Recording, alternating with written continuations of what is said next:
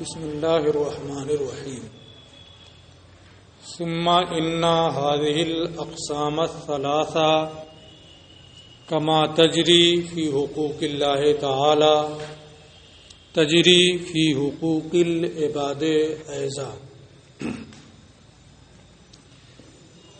پھر یہ تینوں قسمیں جس طرح حقوق اللہ میں جاری ہوتی ہیں، حقوق العباد میں بھی جاری ہوتی ہیں۔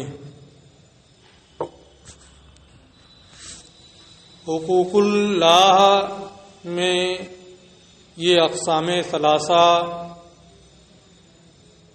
کیسے جاری ہوتی ہیں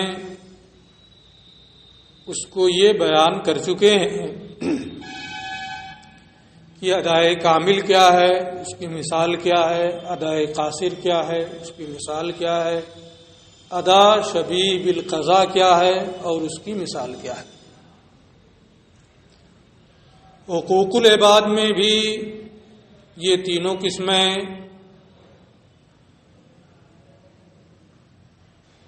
جاری ہوتی ہیں اور ان کی مثالیں یہاں سے یہ ذکر کر رہے ہیں۔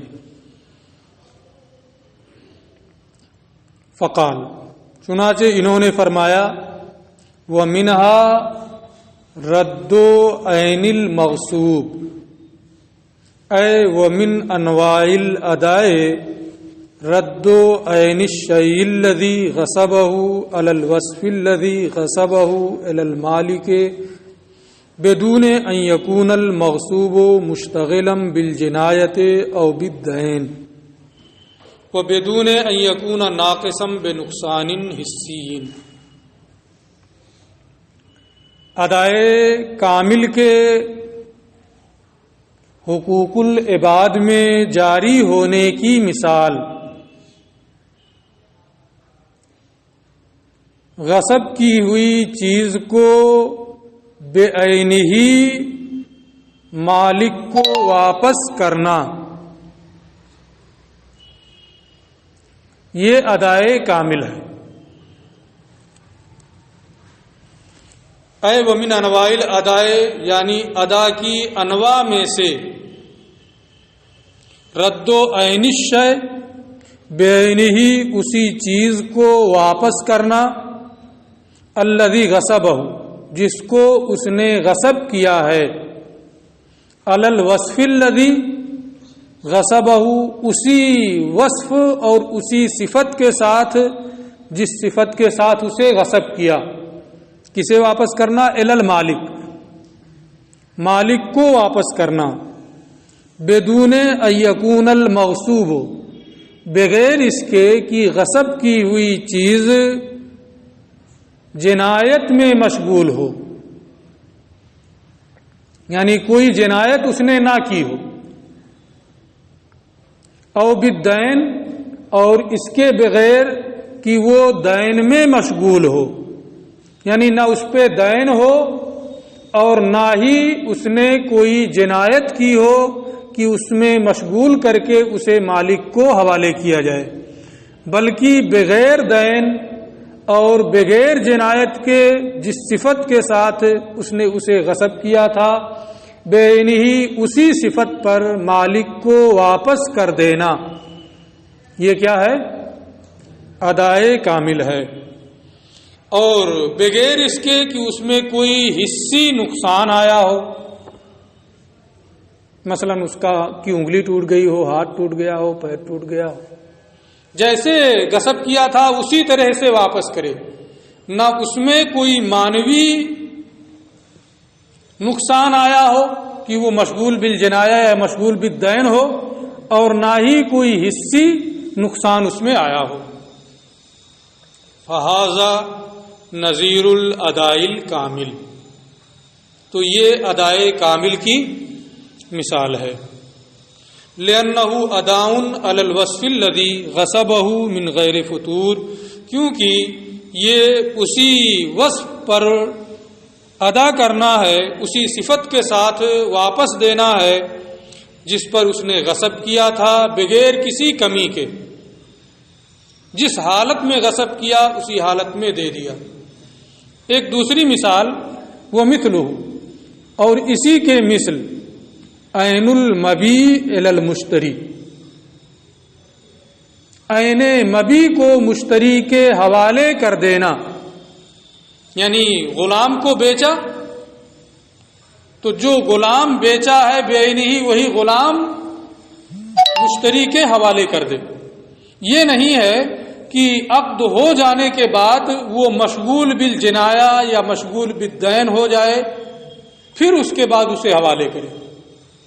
تو اگر بغیر جنایت اور بغیر دین کے، بغیر کسی حصی نقصان کے مبیع کو مشتری کے حوالے کرے تو یہ بھی ادائے کامل کی مثال ہے۔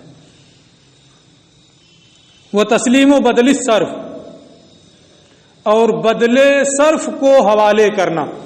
عقد صرف میں جانبین سے سمن ہوتا ہے نا، اور تقابض بدلین مجلس میں ضروری ہوتا ہے۔ تو بدلے صرف کو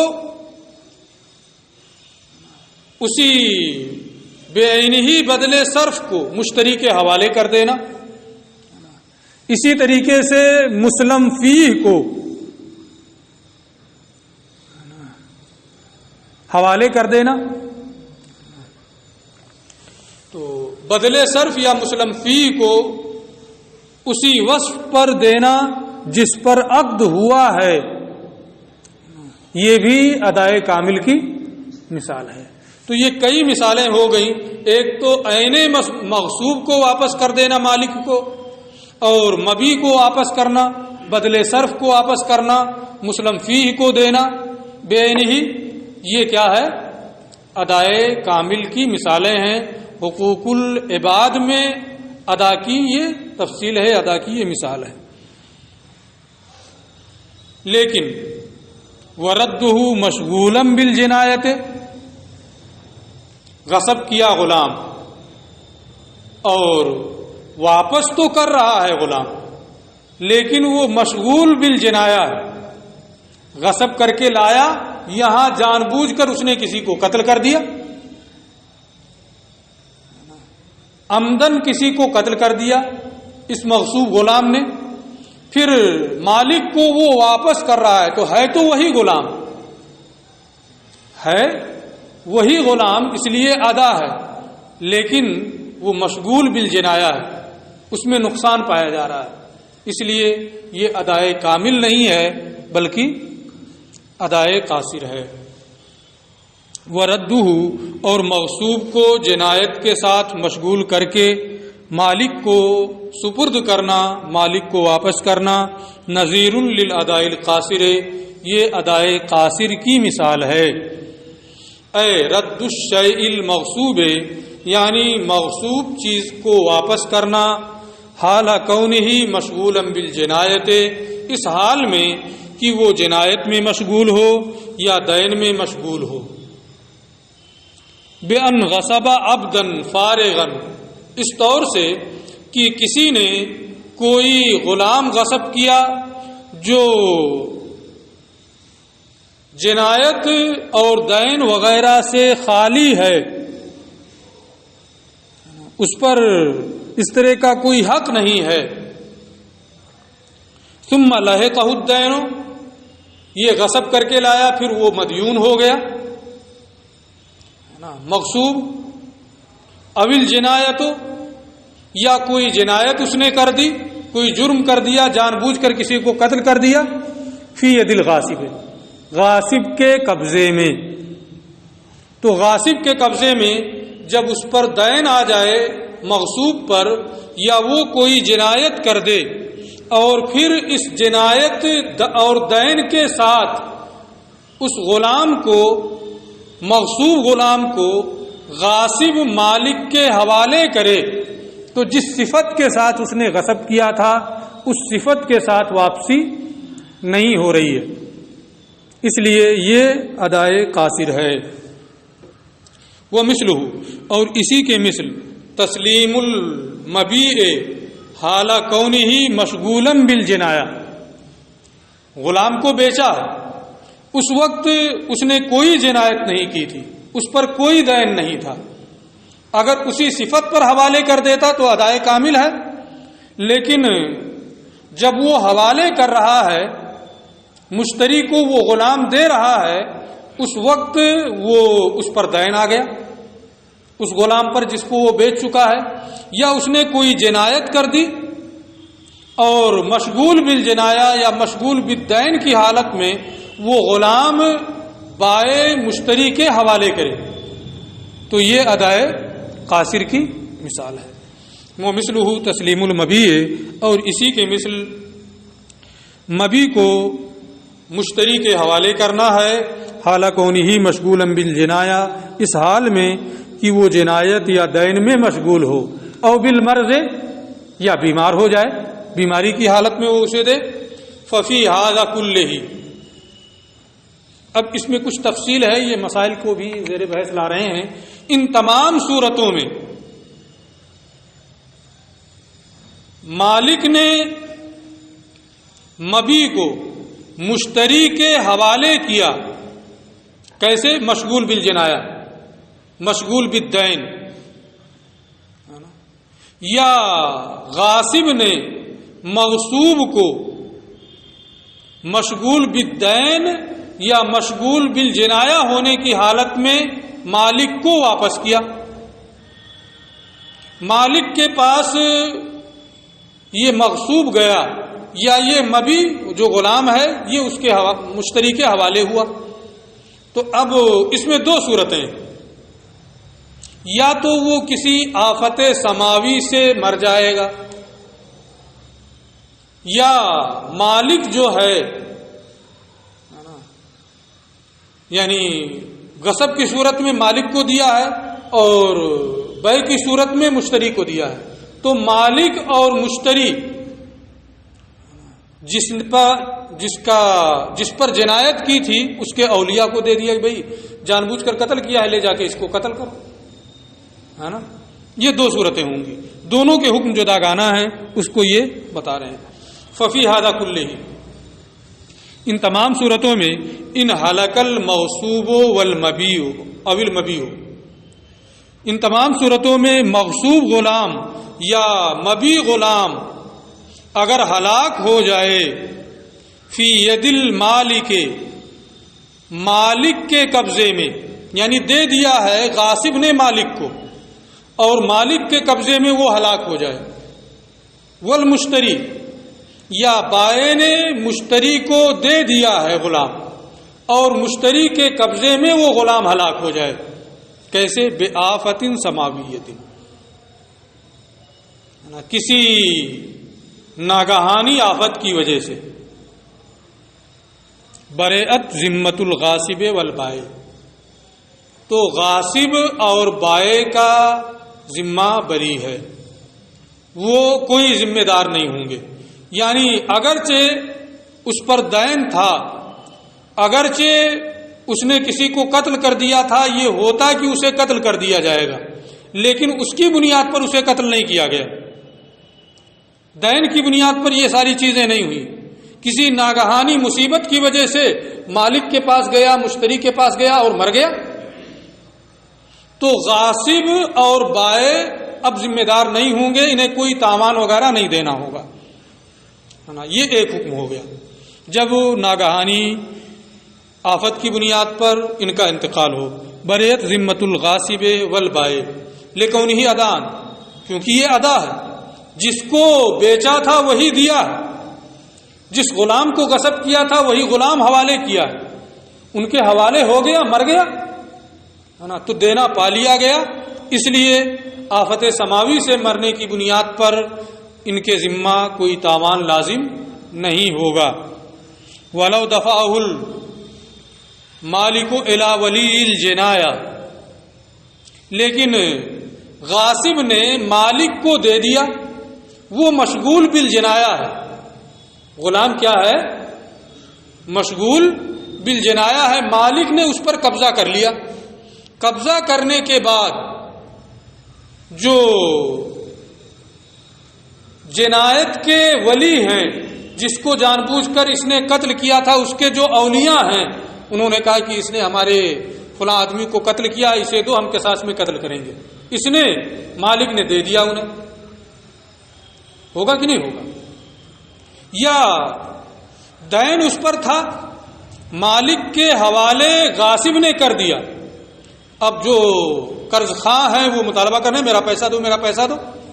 اس نے غلام کو بیچ کر کے ان کا قرض ادا کیا، تو غلام تو گیا ہاتھ سے. اور یہ دین آیا کہاں تھا؟ غاصب کے قبضے میں. یہ جنایت ہوئی کہاں تھی؟ غاصب کے قبضے میں. اس لیے حکم کیا ہوگا اس کو یہ بتا رہے ہیں. وَلَوْ دَفَعَهُ الْمَالِكُ إِلَى وَلِيِّ الْجِنَایَةِ، اور اگر مالک کے پاس آ گیا وہ غلام اور مالک نے اس غلام کو اولیاء جنایت کے حوالے کر دیا، او بیع فی الدین، یا غلام دین کی بنیاد پر بیچ دیا گیا، رجع المالک علی الغاصب بالقیمہ، تو غاصب تو مالک غاصب سے اس کی قیمت لے گا. یعنی بازار بھاؤ سے جو اس کا ریٹ بنے گا وہ لے گا. قیمت اور ثمن میں یہی فرق ہے نا. جو ریٹ چل رہا ہو مناسب ہے نا وہ طے کر کے دینا ہوگا. ثمن جس پر عاقدین باہم رضامند ہو جائیں اس کو ثمن کہا جاتا ہے، بازار بھاؤ کو قیمت کہا جاتا ہے. تو رجع المالک علی الغاصب ہے، تو مالک غاصب سے رجوع کرے گا قیمت ہے نا، یعنی قیمت وہ غاصب سے واپس لے گا، کیونکہ یہ جنایت اور یہ دین اسی غاصب کے پاس ہوا تھا، اسی کی بنیاد پر مالک کو دینا پڑا ہے، اس لیے غاصب کو دینا ہوگا.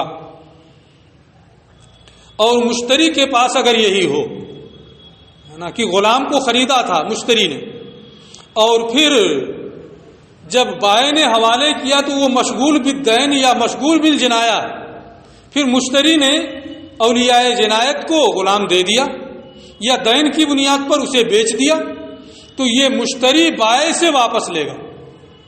لیکن کیا واپس لے گا؟ ثمن، قیمت نہیں. جتنے پر اس نے لیا تھا اس سے اتنا لے گا.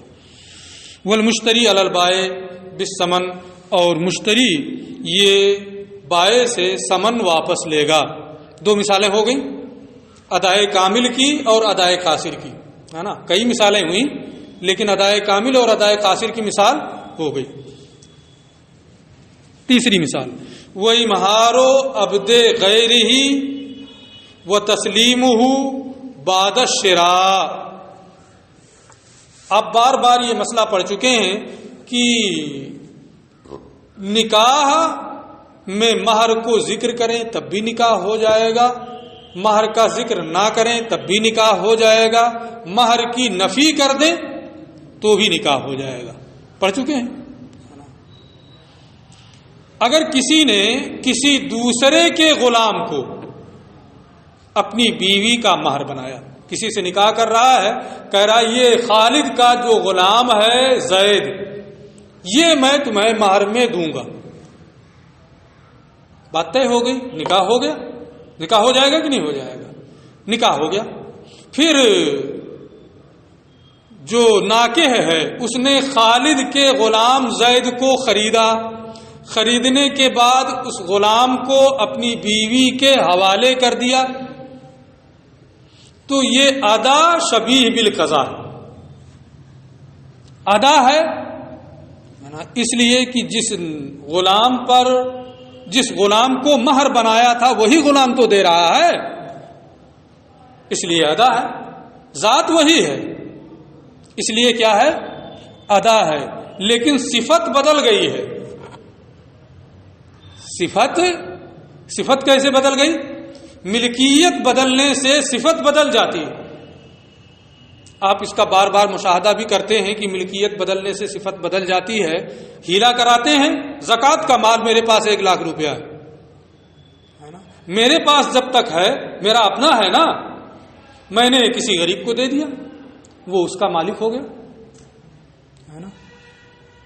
اور پھر اس نے کسی اور کو دے دیا تو کیا وہ زکوٰۃ دے رہا ہے؟ وہ اپنا مال دے رہا ہے.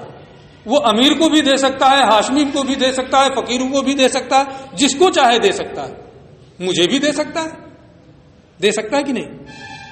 تو حضرت بریرہ کی حدیث آپ بار بار سنتے ہیں، آئے گا بھی اس میں کہ آقا کریم حضرت بریرہ کے یہاں گئے، گوشت ابل رہا تھا انہوں نے کھجور پیش کی کھانے کے لیے. حضور نے ارشاد فرمایا کہ کیا گوشت میں میرا حصہ نہیں ہے, اس میں سے نہیں ملے گا؟ ہے نا, مفہوم ہے. انہوں نے کہا یا رسول اللہ وہ صدقے کا ہے. کہا آپ نے ارشاد فرمایا تمہارے لیے صدقہ تھا, تم مجھے دو گی تو ہدیہ ہوگا.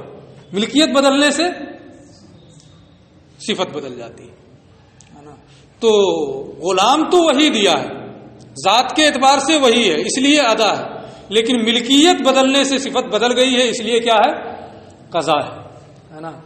تو یہ اصل کے اعتبار سے ادا, اس لیے ادا کہا.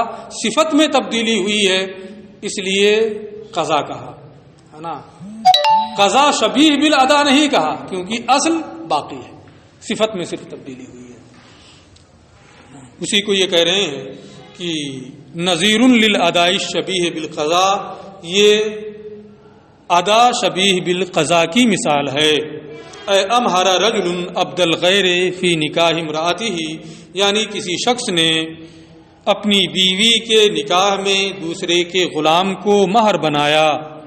ثم سلمہ الیہا, اور پھر وہ غلام خریدنے کے بعد بیوی کے حوالے کر دیا. فہو ادا, تو یہ کیا ہے؟ ادا ہے. کیسے؟ من حیث انہ سلم عین العبد الذی وقع علیہ العقد, کیونکہ شوہر نے بعینہ وہی غلام سپرد کیا ہے جس پر عقد ہوا تھا, عقد نکاح ہوا ہے. بعینہ وہی غلام ہے نا, ذات وہی ہے نا, اس لیے یہ کیا ہے؟ ادا ہے. وشبیہ بالقضا, اور یہ شبیہ بالقضا ہے. من حیث, اس اعتبار سے ان تبدل الملک یوجب تبدل العین حکما, کی ملکیت کی تبدیلی حکمن عین کی تبدیلی کو واجب کرتا ہے. ملکیت کی تبدیلی سے حکم میں ہے نا تبدیلی آ جاتی ہے. فَإِذَا كَانَ الْعَبْدُ مَمْلُوكًا لِلْمَالِكِ, تو جب وہ غلام اپنے مالک کا مملوک تھا, دوسرا تھا ہے نا. کانا شخصاً آخر, وہ ایک دوسرا شخص تھا صفت کے اعتبار سے. ثم اذا اشتراہ الزوج, پھر جب شوہر نے اسے خرید لیا, شوہر کی ملکیت میں آ گیا. کانا شخصاً آخر, اور اب وہ دوسرا ہے صفت کے اعتبار سے, اب یہ دوسرا شخص ہو گیا. وَإِذَا سَلَّمَهُ إِلَيْهَا, اور جب اس غلام کو عورت کے حوالے کر دیا, کانا شخصاً آخر, پھر اس کی صفت میں تبدیلی آئے گی, اب وہ دوسرا شخص ہو گیا. تو عورت کو ادا تو وہی غلام کر رہا ہے جس پر عقد ہوا ہے, اس لیے یہ ادا ہے نا, ذات وہی ہے, لیکن ملکیت کی تبدیلی سے حکم میں تبدیلی, صفت میں تبدیلی آ رہی ہے, اس لیے یہ قضا ہے. والحجۃ فی ھذا الباب, اور ملکیت کی تبدیلی سے ہے نا حکم میں تبدیلی ہوتی ہے, صفت میں تبدیلی ہوتی ہے نا. اس کی دلیل ان رسول اللہ صلی اللہ تعالی علیہ وسلم, یہ ہے کہ آقا کریم صلی اللہ تعالی علیہ وآلہ وسلم دخل علی بریرہ یوما, حضرت عائشہ کی آزاد کردہ باندی حضرت بریرہ رضی اللہ تعالی عنہا کے پاس ایک دن آپ تشریف لے گئے. فقدمت الیہ تمرہ, انہوں نے حضور کی خدمت میں کھجور پیش کیے کھانے کے لیے. وکان القدر یغلی من اللہ, اور ہانڈی گوشت سے ابل رہی تھی. ہانڈی ابلے گی کہ گوشت ہی ابلے گا؟ فقال علیہ السلام, تو آقا کریم نے ارشاد فرمایا, الا تجعلین لنا نصیبا من اللہ, کیا گوشت میں میرا حصہ نہیں بنے گا؟ یہ مزاح کے طور پہ ہے نا, تو مناسب مزاح جائز بھی ہے نا, جس میں عیب ہو ہے نا, اور کسی کا دل دکھانا ہو وہ نہیں ہے نا. لیکن اگر صرف مناسب طریقے سے ہے نا دل بہلانے کے لیے ہو تو یہ جائز ہے, اس حدیث سے ثابت ہے. اس کے علاوہ بھی اس طرح کی حدیثیں ہیں. تو آپ نے فرمایا کہ کیا گوشت میں میرا حصہ نہیں بنے گا؟ ہم لوگ بھی کہہ دیتے ہیں اس طریقے سے. فقالت, تو انہوں نے عرض کیا, یا رسول اللہ, اے اللہ کے رسول, انہ لحم تصدق علیہ, یا اے اللہ کے رسول, یہ تو ایسا گوشت ہے جسے میرے اوپر صدقہ کیا گیا ہے, یعنی صدقے کا گوشت ہے. فقال علیہ السلام, تو آقا کریم نے ارشاد فرمایا, لکے صدقۃ ولنا ہدیہ, تمہارے لیے صدقہ تھا, جب تمہیں دیا گیا صدقہ تھا, لیکن تم مجھے دو گی تو وہ ہدیہ ہوگا. تو ملک کی تبدیلی سے حکم بدلا کہ نہیں بدلا؟ یہی اوپر ہوا ہے. یعنی اذا اخذتہ من المالک کانا صدقۃ علیک، یعنی جب تم نے مالک سے اسے لیا تو یہ تمہارے لیے صدقہ تھا. وَإِذَا آتَيْتِهِ إِيَّانَا، اور جب تم اسے مجھے ہمیں دو گی تَصِيرُ هَدِيَّةً لَنَا، تو وہ ہمارے لیے ہدیہ ہوگا. فعلما، اس حدیث سے معلوم ہوا ان تبدل الملک یوجب تبدلا فی العین، یہ ملکیت کی تبدیلی عین کی تبدیلی کو واجب کرتا ہے حکم کے اعتبار سے. وعلی ھذا یخرج کثیر من المسائل، اور اس پر بہت سے مسائل کی تخریج ہوتی ہے. اسی میں سے ہیلا کا مسئلہ بھی ہے نا، کہ کسی فقیر کو زکوٰۃ دیا تو اس کے پھر وہ مدرسے کو دے دے، جہاں چاہے دے دے، جو ہیلا کیا جاتا ہے وہ بھی اسی میں سے ہے. اور اس کے علاوہ بھی اس کی اور بھی صورتیں ہوتی ہیں. کوئی فقیر ہے نا، اس کو کسی آدمی نے اپنا مال زکوٰۃ کا دے دیا، پھر وہ جس پر صدقہ کیا گیا تھا وہ مر گیا، کوئی اور وارث نہیں ہے، یہی صدقہ دینے والا ہی وارث ہے، پھر وہ مال اس کو مل جائے تو لینا اس کے لیے حلال ہوگا. یہ اب زکوٰۃ نہیں، حکم بدل گیا. اب اچھا، پھر اس کے بعد جو ہے یہ لمبی دو چیزیں یہ ذکر کریں گے، اور بحث تھوڑی لمبی ہے، گھنٹی بھی لگ گئی ہے، اس کو کل پڑھیں گے انشاءاللہ. السلام علیکم.